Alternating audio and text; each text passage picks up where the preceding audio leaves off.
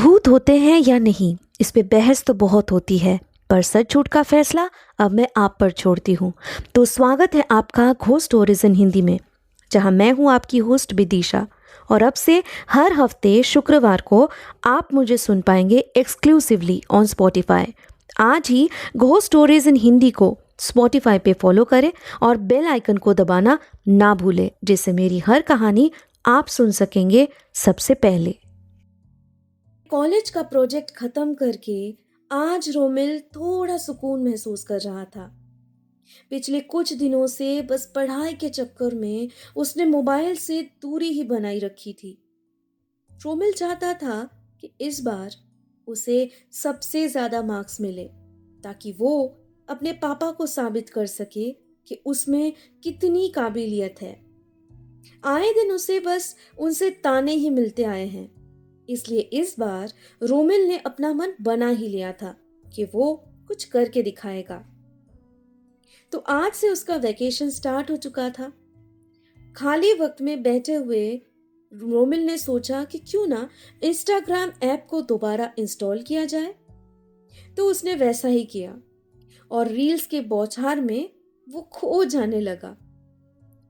Reel scroll करते हुए एक लड़की की रील पे जाकर उसकी नजरें टिक गई थी। उसके प्रोफाइल पे क्लिक करते ही वहां लाखों फॉलोअर्स दिख रहे थे, और ताज्जुब की बात यह थी कि उसने खुद बस 2 फॉलोइंग रखे हुए थे। प्रोफाइल में बहुत सारे ऐसे फोटोज भरे पड़े हुए थे जिनको रोमिल बस देखे ही जा रहा था। रील्स और इन फोटोज को गौर से देखते देखते रोमिल बस लाइक करता गया, और आखिरकार उसे कब नींद आ गई थी उसे पता भी नहीं चल पाया था। सुबह जब रोमिल की आंखें खुली तो उसने मोबाइल स्क्रीन पे जैसे ही देखा तो वो थोड़ा हैरान हो गया था। इंस्टा डीएम रिक्वेस्ट पे उस लड़की का ही लिखा हुआ एक मैसेज आया हुआ था। रोमिल थोड़ा सोच में पड़ गया था कि उसे रिप्लाई बैक करना चाहिए या नहीं। पर आधे घंटे बाद जब रोमिल ब्रेकफास्ट कर रहा था तब उसने उस लड़की का डीएम रिक्वेस्ट दोबारा देखा। वहां पे हाय लिखा हुआ था। उसने उस लड़की के डीएम रिक्वेस्ट को एक्सेप्ट किया और उसे हेलो लिख डाला।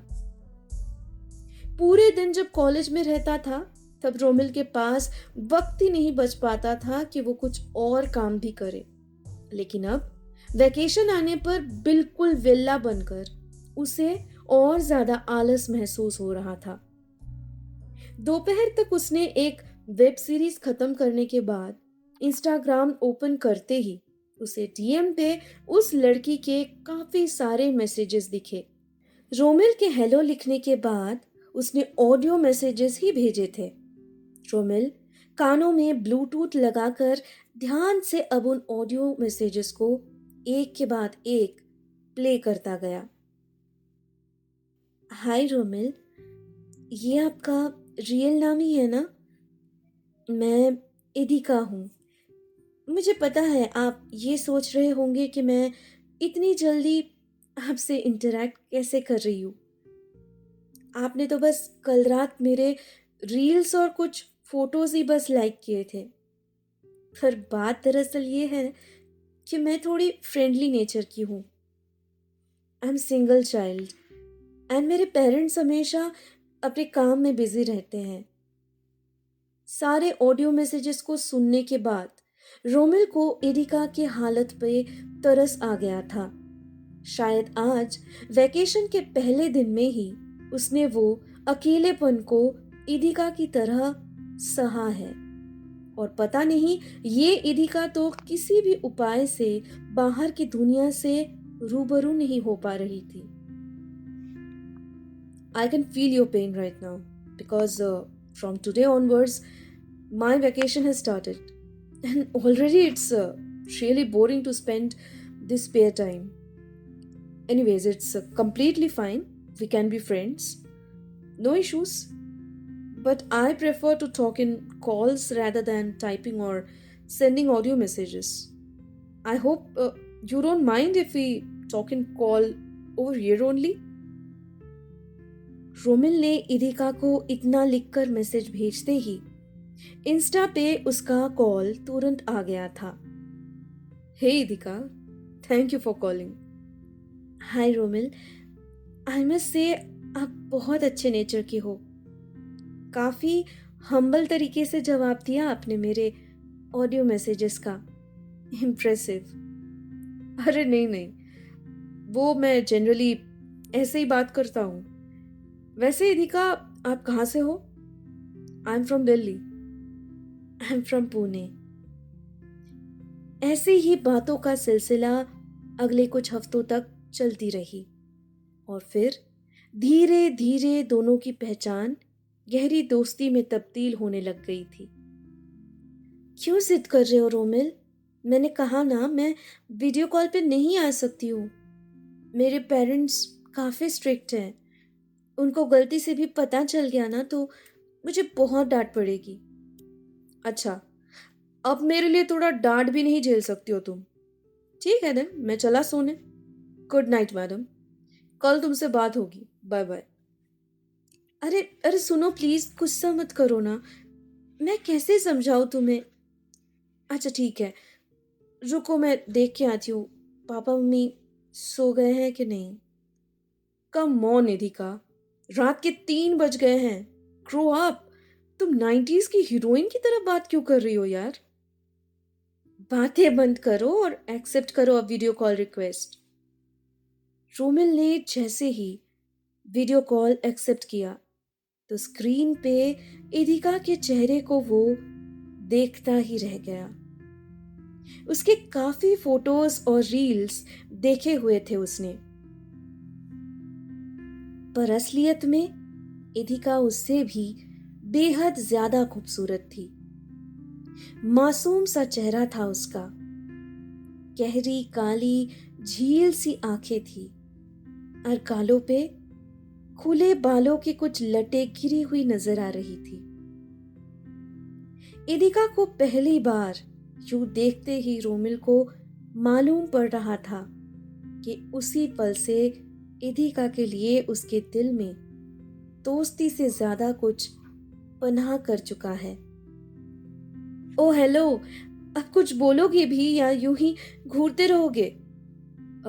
अरे तुम्हारे तो डिंपल्स भी आते हैं इदिका। So sweet. तुम बहुत प्यारी हो यार, एक डॉल की तरह। कुछ भी बोलते हो तुम। पता नहीं उस दिन से रोमिल दीवानों जैसा बस इदिका के ख्यालों में खोया रहता था। सोते जागते उसी के साथ बिताए हुए लम्हों को याद किए जाता था। रोमिल को इससे पहले कॉलेज में बहुत सी लड़कियों ने प्रपोज किया हुआ था। पढ़ाई में टॉपर होने के साथ साथ उसके गुड लुक्स के कारण भी सब उसके लिए मर मिटने को तैयार हो जाते थे। मगर रोमिल था कि किसी को भी अपने आस पास भटकने नहीं देता था। उसे प्यार मोहब्बत पे कोई दिलचस्पी नहीं थी। अपने फ्यूचर बनाने में उसने हमेशा अपने आप को उलझाए रखना ही सही समझा था। पर इदिका में वो सारी बातें थी जिसकी शायद उसके मन को तलाश थी। मासूमियत, सादगी, भोलापन, खूबसूरती और अनगिनत अच्छाई थी उस लड़की में जिसने रोमिल को घायल कर दिया था। I love you Idika. अब हमारी दोस्ती को 1 साल हो चुका है।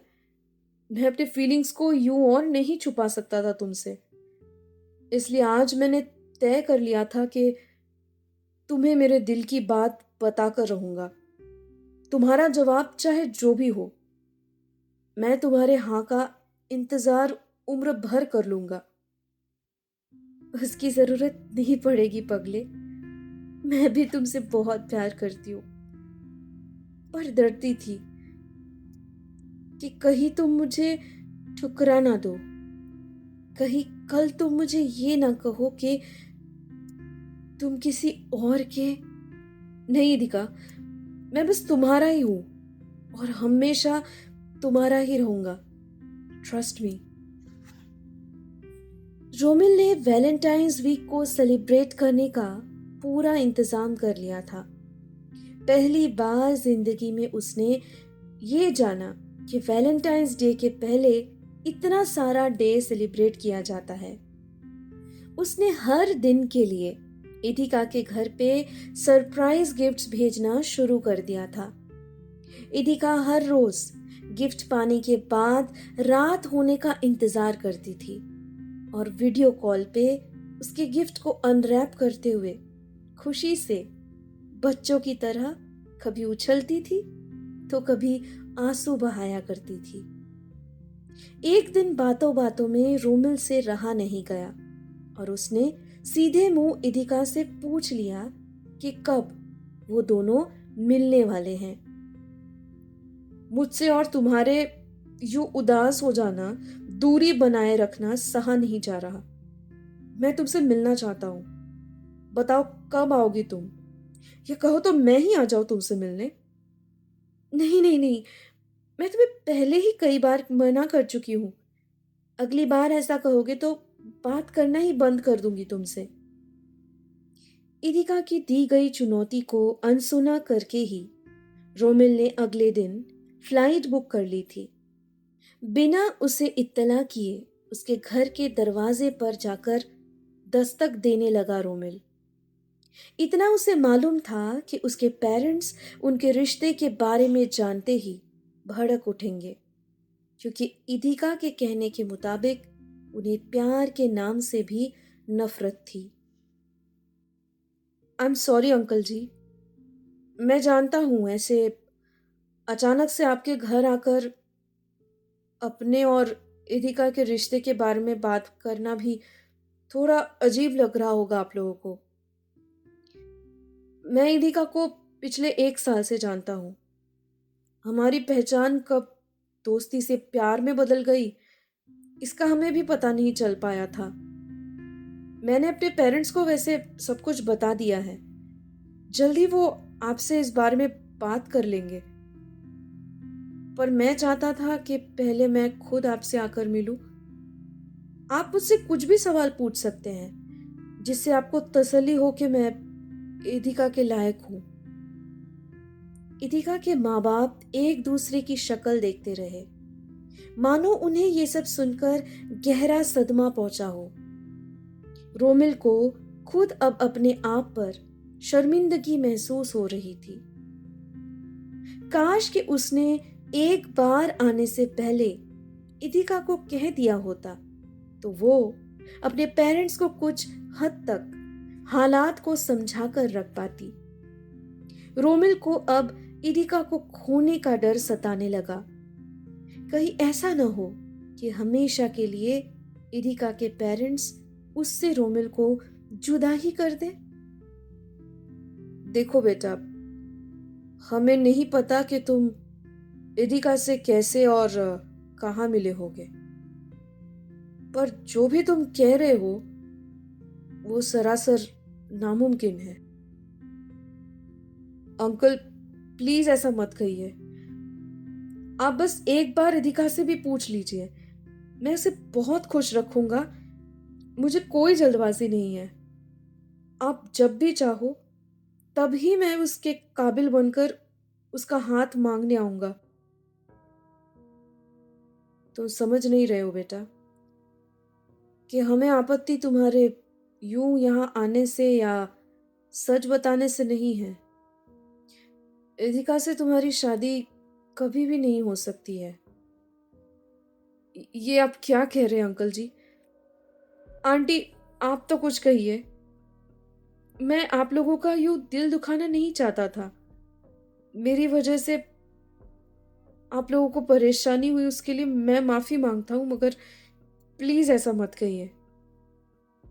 बेटा तुम समझ नहीं रहे हो।